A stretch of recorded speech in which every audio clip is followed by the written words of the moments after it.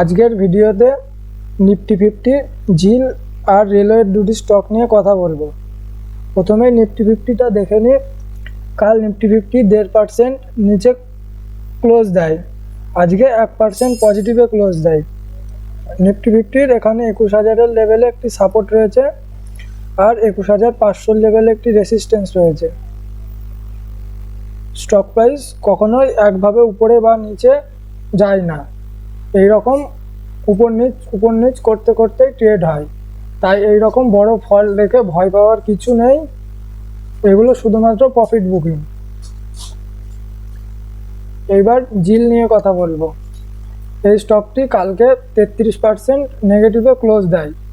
এর পিছনে একটি কারণ ছিল, জিল এই স্টকটি সনির সাথে মার্জার হওয়ার কথা ছিল। তো কাল জানা যায় সনির সাথে জিল আর মার্জার হবে না, সেই কারণে স্টক প্রাইস এত নিচে পড়ে। যারা চার্টে সাপোর্ট রেসিস্ট্যান্স ফলো করে তারা জিলের চার্ট দেখলে বুঝতে পারবে। জিল প্রথমে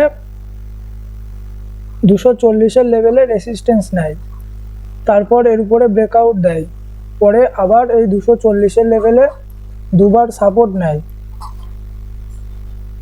তারপর 240-এর লেভেল ব্রেক করে 2 দিন ক্লোজ দেয়। যারা সুইং ট্রেডিংয়ের জন্য এন্ট্রি নিয়েছিলেন তাদের এখানেই স্টপ লস হিট হয়েছে, এখানেই লস বুক করে নেওয়া উচিত। আর যারা লস বুক করেননি তারা এরকম বড় ফলে ফেসে গিয়েছেন। এইসব স্টকে এন্ট্রি না করাই ভালো, এর ফান্ডামেন্টালও খুব একটা ভালো না। এবার রেলওয়ে স্টক নিয়ে কথা বলবো। IRFC এই স্টকটি কালকে প্রায় 9% নেগেটিভে ক্লোজ দেয়, আজ আবার পজিটিভে ট্রেড করতে দেখা যাচ্ছে। এটির যদি 30 মিনিটের চার্ট দেখি আমরা, তাহলে দেখব এটি 150 লেভেলে আগে রেসিস্ট্যান্স নিয়েছে দুইবার, তারপর এই লেভেল ব্রেক করে একটা মুভ হয়, তারপর আজ এই লেভেলে সাপোর্ট নিয়ে আবার উপরে যেতে দেখা গিয়েছে। স্টক প্রাইস এইখান থেকে যদি আবারও এই হাই ব্রেক করে তাহলে আবার একটি মুভমেন্ট আশা করা যায়। পরের স্টকটি RVNL। এই স্টকটিও কালকে 10% নেগেটিভে ক্লোজ দেয়, পুরো একটি বড় বিয়ারিশ ইনগালফিং ক্যান্ডেল, কিন্তু আজ আবার স্টকটি উপরের দিকে যাচ্ছে।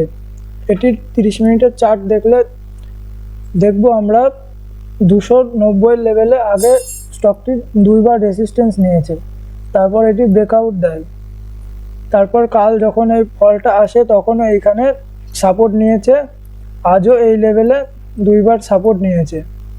এটি যদি 300-র উপরে একটা ভালো বুলিশ ক্যান্ডেল ক্লোজ দেয় তাহলে আবার উপরে যাওয়ার সম্ভাবনা আছে।